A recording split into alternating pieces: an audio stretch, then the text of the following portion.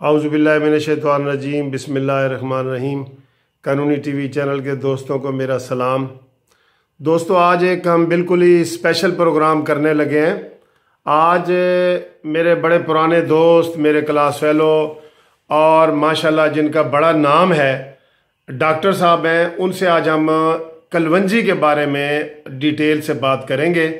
और इसकी डिटेल तो वो ख़ुद बताएंगे, मैं उनका सिर्फ तारुफ आपको करवा दूं कि वो प्रोफेसर हैं डॉक्टर मुनीर अहमद ख़ान बडानी साहब, और ये professor of biochemistry FC college में रहे हैं।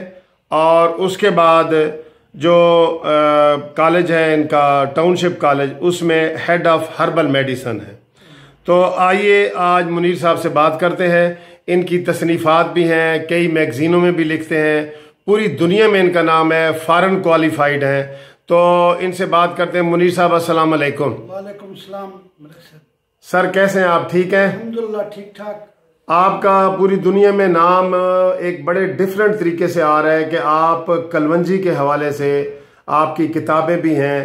तो आप थोड़ा सा पहले हमें ये बताएं कि आप कहाँ पैदा हुए और आपका जो है तालीम कहाँ से ली इब्तदाई, इसके बारे में ज़रा बताइए। मेरा प्रदेश का ज़िला तहसील अलीपुर, ज़िला मुजफ्फरगढ़ है। मैट्रिक मैंने गवर्नमेंट हाई स्कूल अलीपुर से किया है। BSc मैंने FSc BSc Boston road college Multan से किया है जी। PhD पंजाब यूनिवर्सिटी से किया है जी। MSc पंजाब यूनिवर्सिटी से और PhD कोलंबो यूनिवर्सिटी श्रीलंका से की है। माशाल्लाह जी, बड़ी बड़ी अच्छी तालीमात हैं आप पे। तो मुनीर साहब, आपके नाम के साथ लिखा हुआ है मुनीर अहमद खान बडानी। ये बडानी क्या है? मैंने इसको पहली दफा सुना है, थोड़ा इसका बताएंगे। ये कौन सी कास्ट होती है? ये मलिक से बलोच की सब कास्ट है।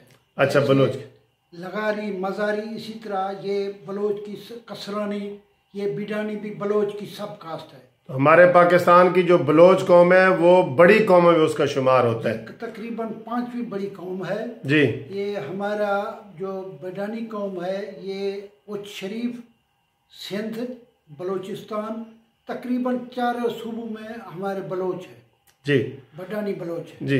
तो मुनीर साहब, आप अब हम टॉपिक पे आते हैं। इब्तदाई तारुफ का हो गया है, आप ज़रा बताएं कलवंजी के बारे में डिटेल बताएं कि ये किस मकसद के लिए होती है और किस तरह ये मिल सकती है और इसकी क्या जो है ना पहचान है, ये सारी चीज़ें आप बताएं प्लीज़। मलिक साहब, सबसे पहले मैं आपको कलवंजी का नोमेनक्लेचर बताता हूँ।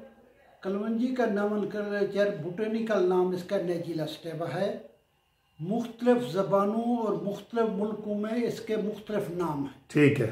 अरब ममालिक में इसे हुब्बत सौदा, ईरान में शुनीज, अमेरिका में ब्लैक क्यूमन, बरतानिया में लव इन द मिस्ट कहते हैं।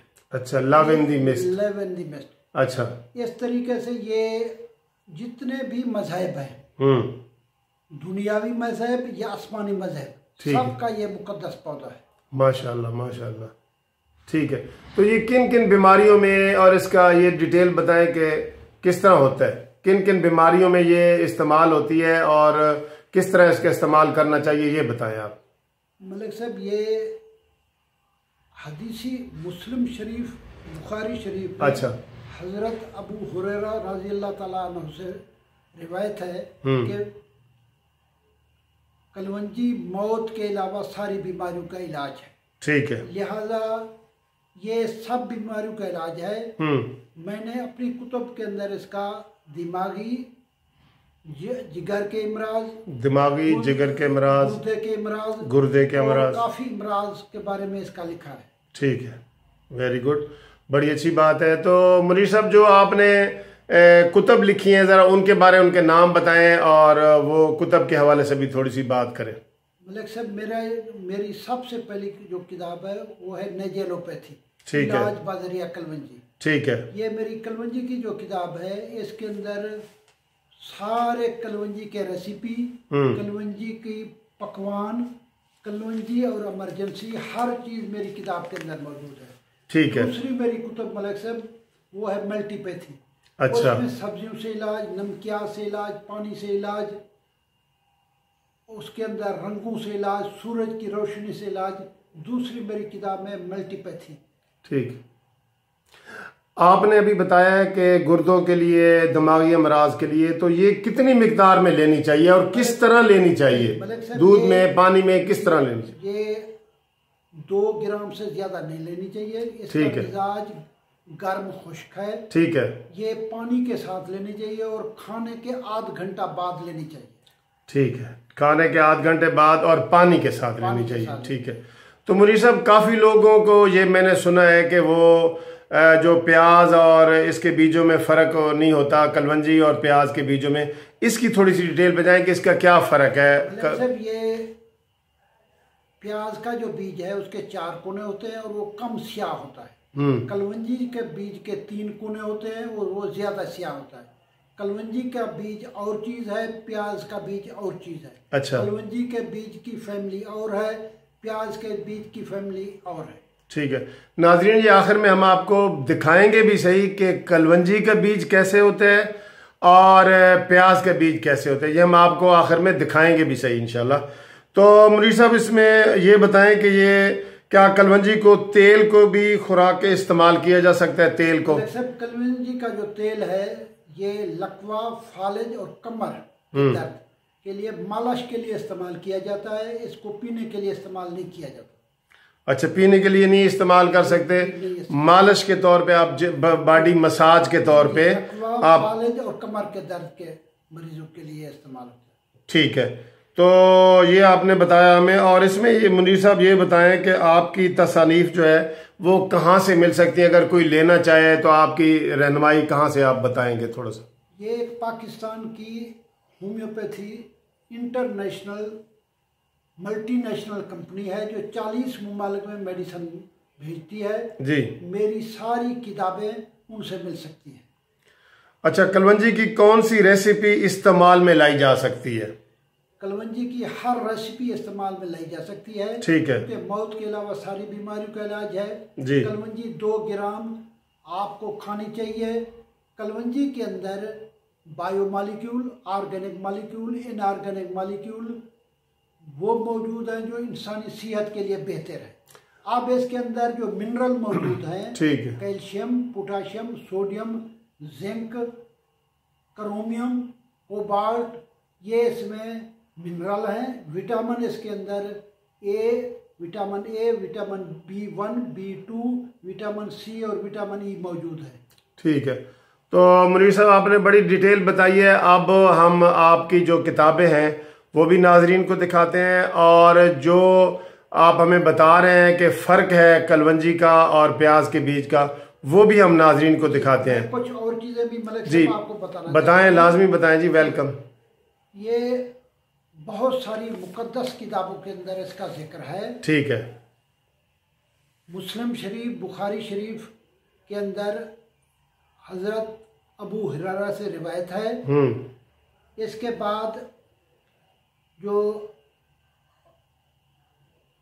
बाइबल मुकद्दस है उसमें इसका ब्लैक क्यूमिन से नाम मौजूद है। ठीक। एक दफ़ा मैं श्रीलंका में बंद रहने के हाल में लेक्चर देने गया। जब मैं लेक्चर दे के कलवंजी से स्टेज से नीचे उतरा तो काफ़ी, जहाँ से मैं गुजरूं लोग खड़े हो जाते थे।